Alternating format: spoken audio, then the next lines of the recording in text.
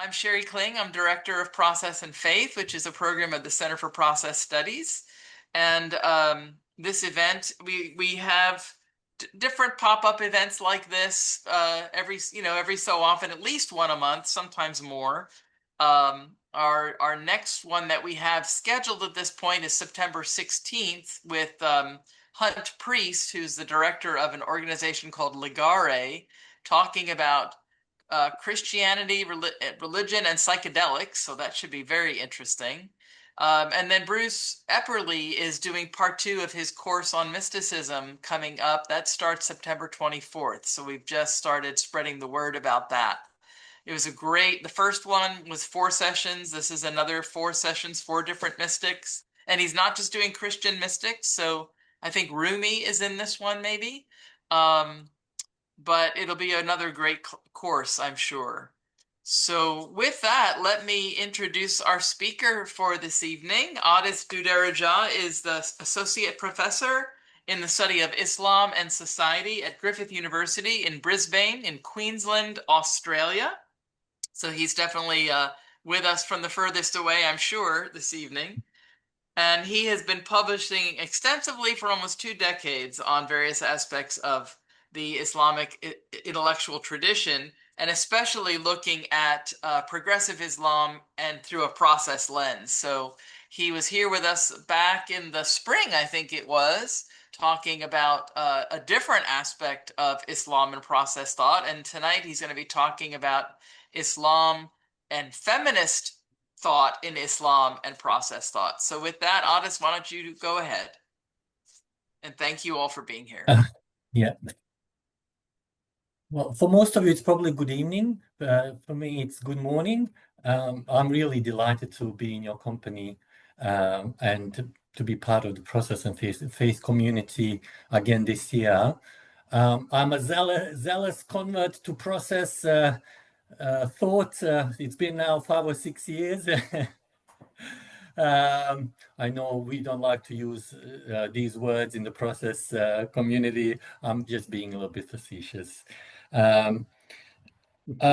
Perhaps one thing that I would like to mention before I start with my presentation is that I'm also would like to share some good news in terms of recently established book series on Islam and process relational thought to be published by Routledge. We've already have one book that's been accepted for publication. It's going to come out within the next couple of years. So I'm really excited about that book series being, in place. Yeah, I'm really keen on finding synergies and affinities between the Islamic intellectual tradition, or certain strands at least, and process relational philosophy, metaphysics. I've been working a lot on the theory of progressive Islam, but it's been really more about responding to the predominant paradigms, theological, ethical, legal, primarily legal actually. And but now over the last, as I said, 4 to 5 years, I've been really excited about when I came across process relational philosophy some 6-7 years ago, maybe. I saw so many affinities between the way I have been trying to kind of articulate the theory of progressive Islam and what I have been reading. Books such as the book by Professor Mesley, that is one of my absolute favorites. I just fell in love with it, and I thought, I would like to dedicate much of my subsequent career to kind of working on further developing these synergies and kind of cross pollinations between these traditions. And this evening's presentation is actually part of that broader endeavor. And so as part of my work on progressive Islam, one aspect of it, quite a substantial aspect of it, deals with gender-related issues. I'm trying to just now share my slides. One significant aspect of it um, uh, is about developing um, a more gender just or gender egalitarian interpretation of Islamic tradition. Um, and as you will find out very soon, hopefully, over the last 2 to 3 decades, um, there's been a very vibrant Islamic feminist theological kind of discussions have been ongoing. And that I've been trying to kind of keep abreast of these developments and try to contribute to these developments. And it occurred to me that perhaps there is an additional dimension to Islamic feminist theology, the way it has been developed by major proponents of Islamic feminist thought over the last 2 to 3 decades, that in actual fact, process relational thought is able to add an additional dimension or to expand, as you can see, on the metaphysical and theological foundations of contemporary Islamic feminism. And that's what I'm trying to do today, to kind of hopefully explain as to in what ways or why process relational theology could further help develop Islamic feminist theology beyond what has been done so far. My presentation actually is based on a recently published open access article, and I believe you can find a link in the chat as well if you're interested. I'm not going to go into a lot of details. I just realized that I probably have way too much information in my slides. So I'll try. You probably are interested in just as much as in Islamic feminism, perhaps even more than you are in process relational theology, given your backgrounds. So I'm kind of in two minds what to do, but hopefully I'll be able to address both, try to make you familiar with what's been happening in the field of Islamic feminism over the last couple of decades, and then transition into how process relational theology or philosophy more broadly could actually add an extra dimension to these, to this theorizing of Islamic feminist thought. Because what's been happening primarily when we look at Islamic feminism, most Muslim scholars, Muslim feminist scholars have really invested a lot of their intellectual efforts into reinterpreting certain Quranic concepts. Quran, of course, being the sacred scripture of Islam. They've spent a lot of time deconstructing Islamic law and some additional texts that are associated with, the Islamic tradition. They're known as the Hadith. But really, and a couple of scholars, a minority of Muslim feminist scholars have tried to use Islamic mysticism or philosophical mysticism of scholars such as Ibn al-Arabi to kind of couch their feminist ideas within that kind of tradition. But there's been little or no efforts in terms of tapping into, let's say, contemporary philosophical discourses that could also, help anchor or perhaps provide a more robust theoretical, theological, and philosophical grounding to Islamic feminism. And this is where I believe process relational theology, offers amazing kind of insights. Yeah. Islamic feminism essentially emerged late in the 20th century. As the term suggests, it is embedded within a particular reading or approach to Islamic texts. So it's a faith-based approach. Um, and now currently we could speak even of second generation of Muslim feminists. The pioneering scholars started working in the late 1980s. Yeah. And there's some really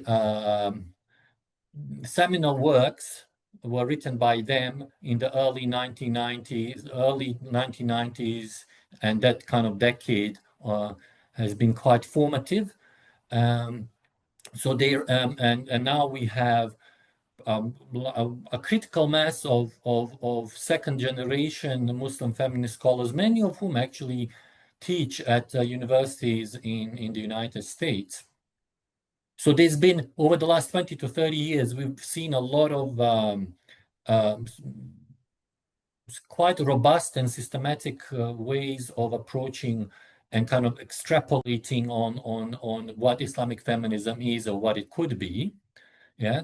But as I said, the emphasis has been on reinterpreting the Quran, deconstructing Islamic law and ethics, and but not so much in terms of kind of providing a deep philosophical or metaphysical kind of foundation for Islamic feminist theology. Yeah.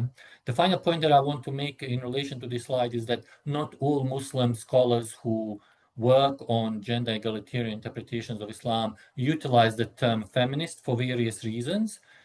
Some of them use this other term called Muslim theology, but when we dig deeper, basically, um, um, there's quite a bit of cross-fertilization and consensus in terms of what it means to develop an Islamic um, woman-friendly theology. Yeah, so it's just some of them are a little bit hesitant in terms of, the word feminism sometimes tends to be used in the context of primarily kind of either secular or Western or Christian, so-called Christian, theology. So some Muslim feminists are sensitive to their work being labeled as alien or foreign or extraneous to the tradition, uh, so that the arguments then would be considered as not really properly authentic.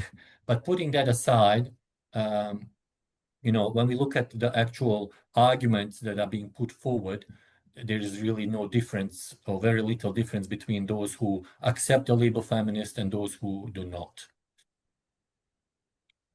Um, So yeah, we have reached quite so basically currently in 2025 we've reached Islamic feminism has reached a high degree of maturity. There's a lot of kind of methodological theoretical innovation that has been going on for a couple of decades. But as I said, the point of entry for someone like myself, who also has been contributing to these debates, is that I believe that um, to make Islamic feminism even more kind of viable, we need to give it further metaphysical and kind of philosophical depth. And that's where I believe process relational theology can play a very significant role in this regard. Um, I don't really need to spend a lot of time on this.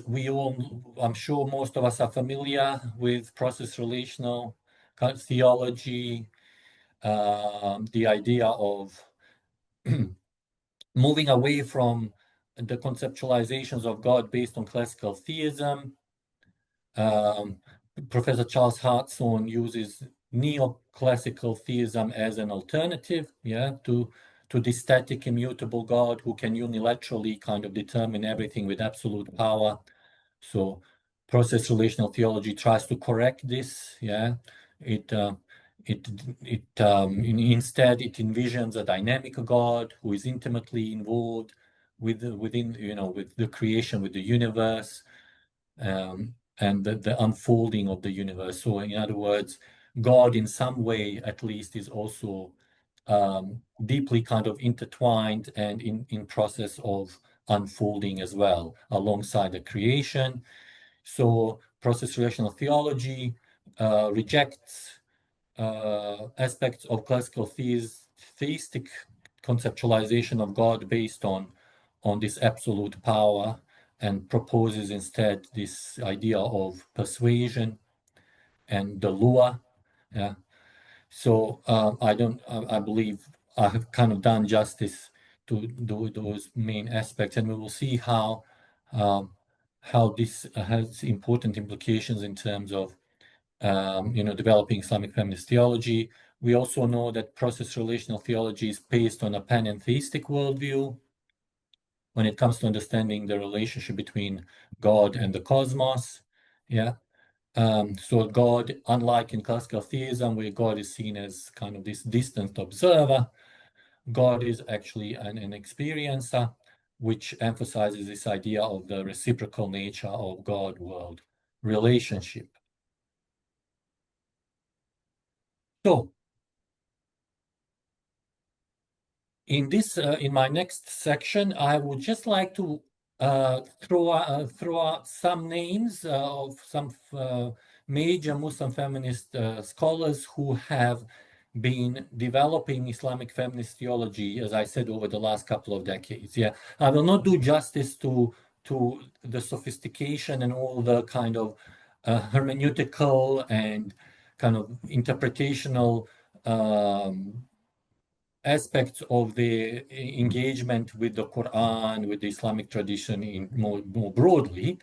So I'm just, as I said, most of this information that I have on slides comes from that open access journal article. So you're welcome to, dig deeper and look into it when you have time or if you're inclined to do so. But one of them is Professor Asma Lamrabet. She's from Morocco. Um, and really, she has primarily been trying to reinterpret some of the major theological and ethical concepts that we find in the Quran to argue for a non-patriarchal understanding of the Quran. Now, the Quran in the Islamic tradition, if you are not aware, is really the kind of holds a special position as the most supreme source of, not just Islamic theology, but also Islamic law, Islamic ethics. So, if Muslim feminists have been concerned with ever since the late 1970s, when political Islamism came to the forefront in many parts of the Muslim majority world,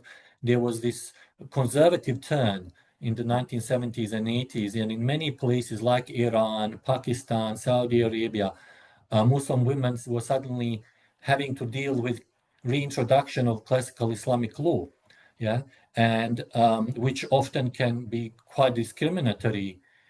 So they basically had to deal with,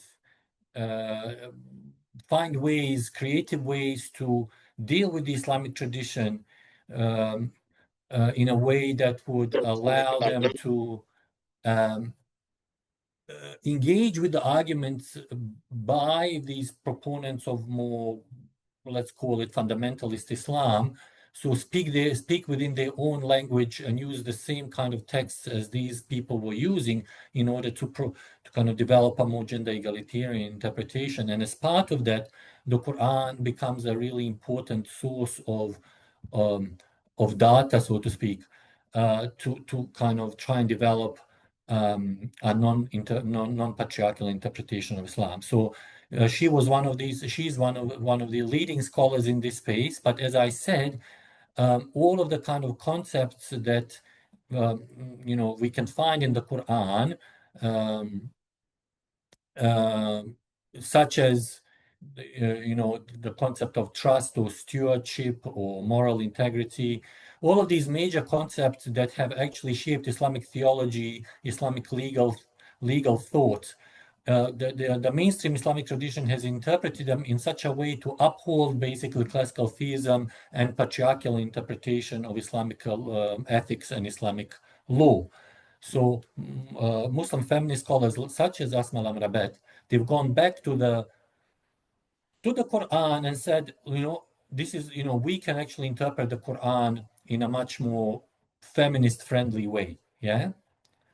But, and this is where I believe process, as I said, process relational theology, there hasn't been enough engagement with more kind of philosophical based discourse, which I believe, which is where process relational theology can actually help us. Uh,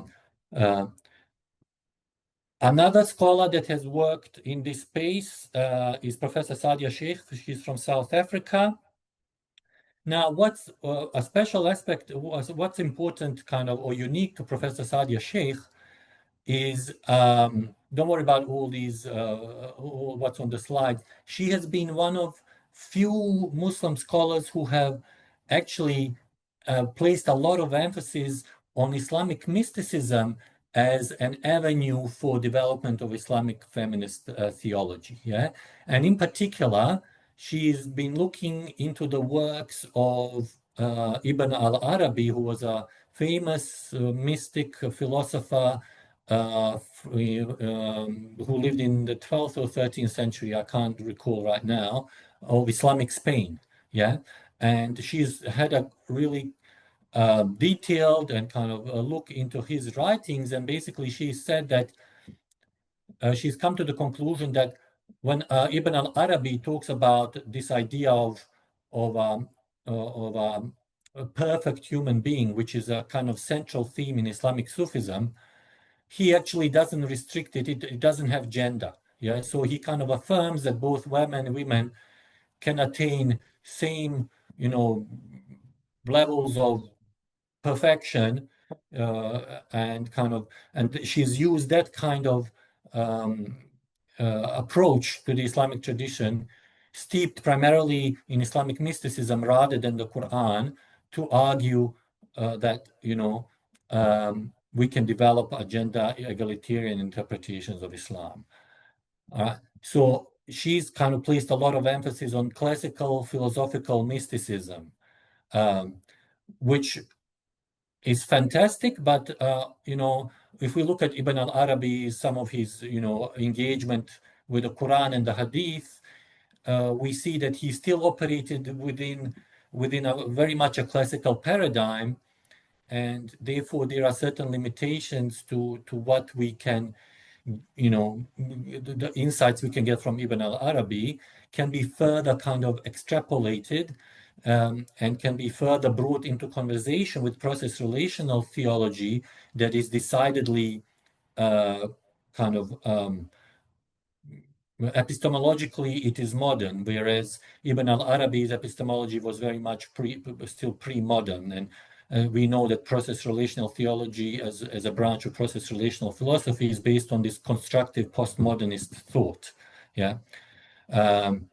So Sadia Sheikh has engaged with Islamic mysticism to argue, to develop Islamic feminist theology, but I believe we can add an additional dimension to this kind of discourse by incorporating additional insights from process relational theology as well. And I'll hopefully explain how and why very, very soon. Another scholar worthy of our attention is Jerusha. She's actually based at NYU, if I'm not mistaken. Yeah, and she's one of those scholars who doesn't like to use the word feminism, and she came up with a new concept, namely Muslim theology, instead. Again, for kind of, I guess, pragmatic reasons. And she's also engaged with feminist theology, Christian feminist theology as well, quite robustly. Um, in both of her books, actually, have been a result of her engagement with Christian feminist and Jewish feminist theologians. And in that sense, it's quite comparative. It is comparative, but however, like other scholars that I've talked about, she hasn't really tapped into or explored process relational theology as a potential avenue for developing further Islamic feminist theology. Yeah, and that was the entire premise behind my article that I said I published, that was published um, um, late last year. So again, um, essentially, there is a lot of overlap, similar kind of arguments being made across, used by all of these Muslim feminists. Yeah. Um, but as I said, none of them have really systematically engaged with philosophy of religion or kind of metaphysics, and hence this is why I believe process relational philosophy and process relational theology as a subset of process relational philosophy has something unique to offer to contemporary debates and further development of Islamic feminist thought.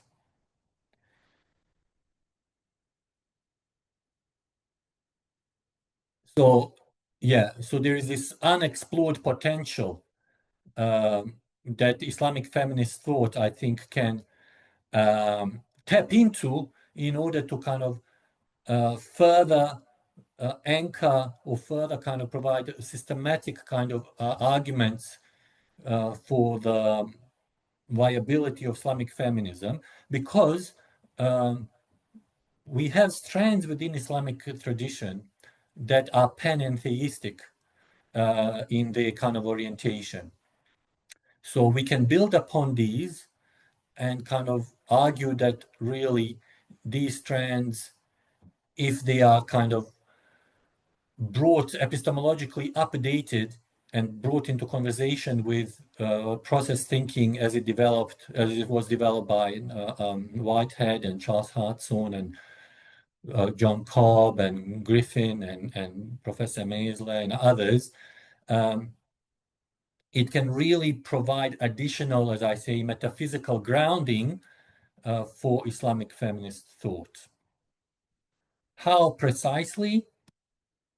Well, one of the ways Islamic process relational theology can help with Islamic feminist theology is through problematizing um, this idea of divine omnipotence and a patriarchal image of God. Yeah, we all know that process theology rejects the idea of absolute omnipotence, that God is all powerful in a kind of single-handedly can control events. Yeah.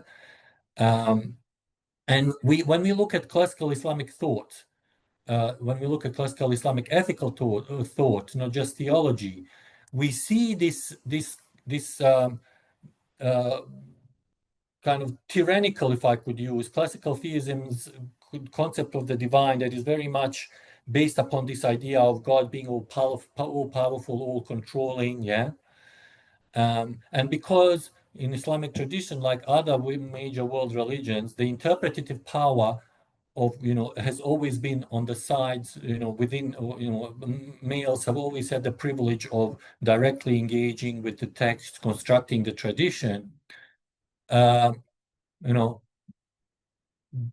these, they themselves, the classical Muslim scholars, have internalized this classical theistic concept of God as a kind of a, the cosmic monarch, if I could use that. I don't know, I'm probably borrowing from someone else.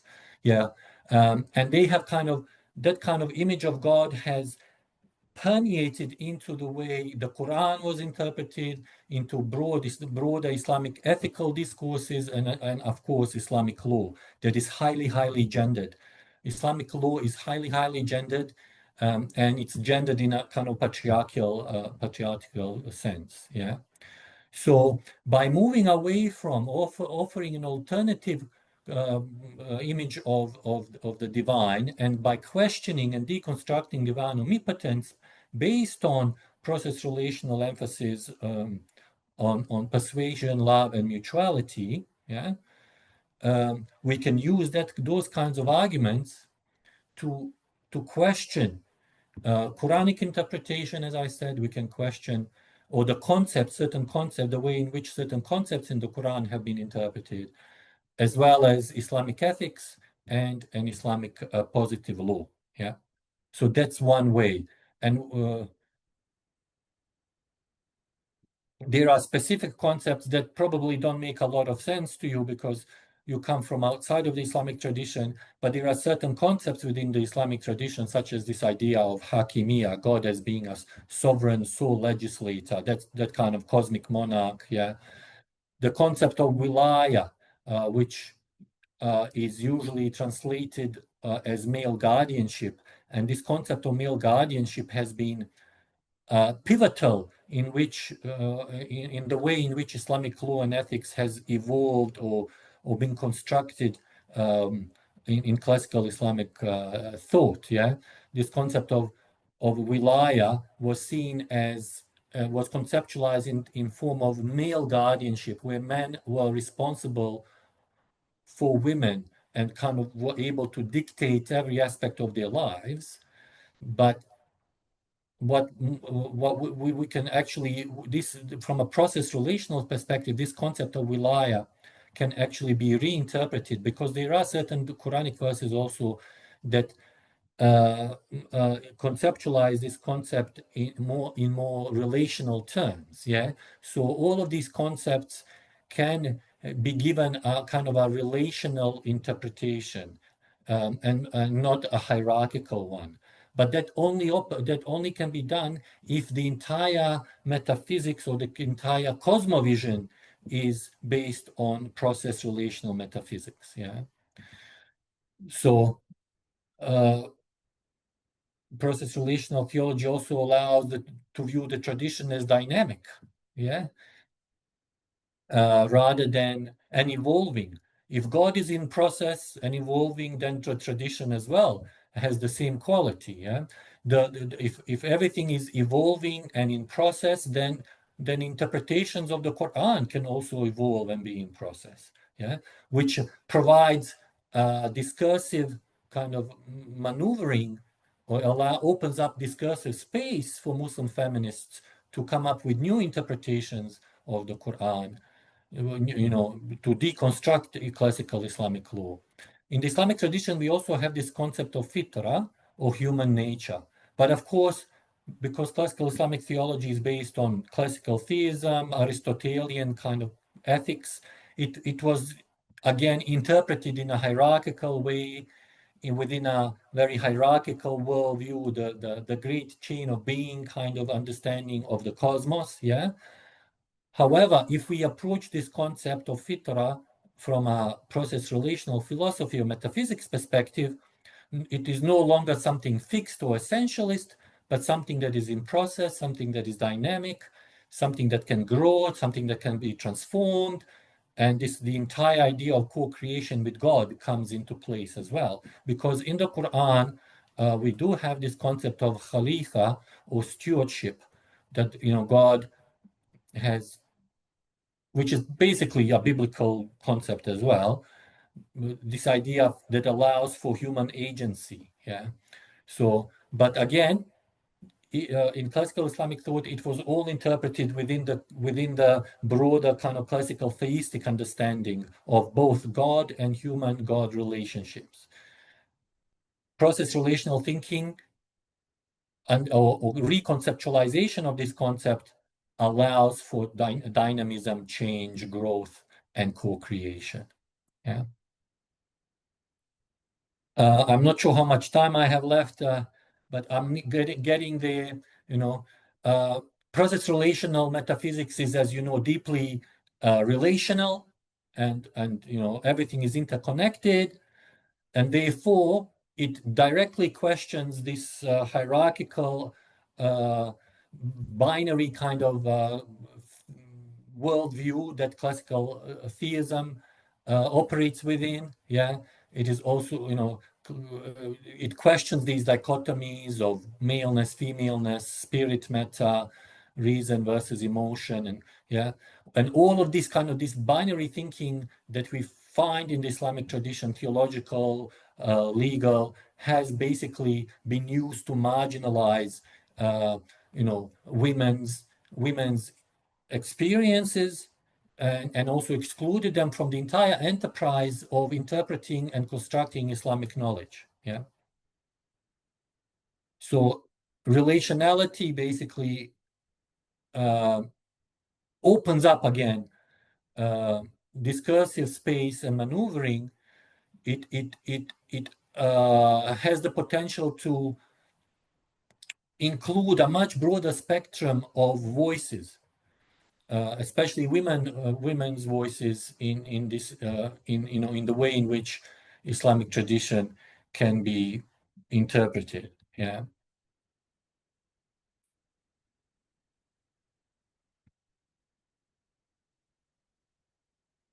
Often in classical theism, and Islamic tradition is not an exception,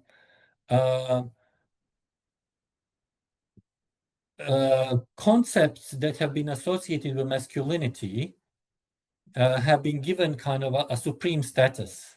Yeah, rationality, public and religious authority, all of these kinds of ideas have always been associated with the concept of masculinity. Yeah, whereas feminine aspects of the divine have been kind of marginalized. Yeah, so by having a deeply interrelational philosophy and metaphysics that process relational theology offers, it can essentially we can argue that masculine and feminine traits or attributes are not based on oppositionality but reciprocity. Yeah, and therefore there is no devaluing of the feminine qualities. Yeah. So as you can see, process relational theology can provide theological vocabulary, yeah, that divine image is reflected in the full spectrum of human experience, encompassing both masculine and feminine qualities, whereas classical theistic concept of the divine very much foregrounds or is embedded in a kind of masculine kind of absolute power based interpretations or understandings of the divine. Yeah.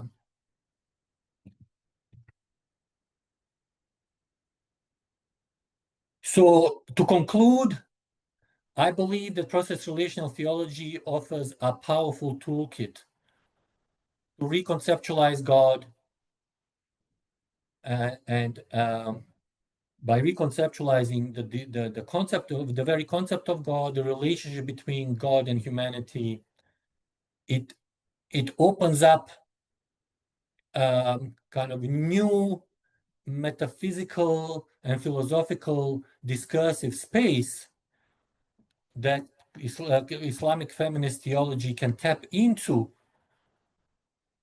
to make it more robust, to provide Islamic feminist theology a more firm metaphysical grounding, yeah, that is not purely just based on reinterpreting Quranic concepts or deconstructing Islamic law, but going well beyond that, because within the Islamic tradition, we also have a well-developed Islamic philosophical tradition and kind of systematic theology or speculative theology.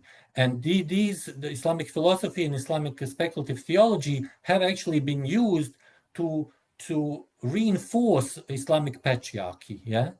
So that's why Muslim feminist scholars have not been able to utilize mainstream classical Islamic philosophy or mainstream classical Islamic speculative theology to kind of question patriarchal interpretations of the Quran or patriarchal interpretations of Islamic law. So that's why there is a need, in my view, to you know harness the metaphysical insights of process relational philosophy and process relational theology, through which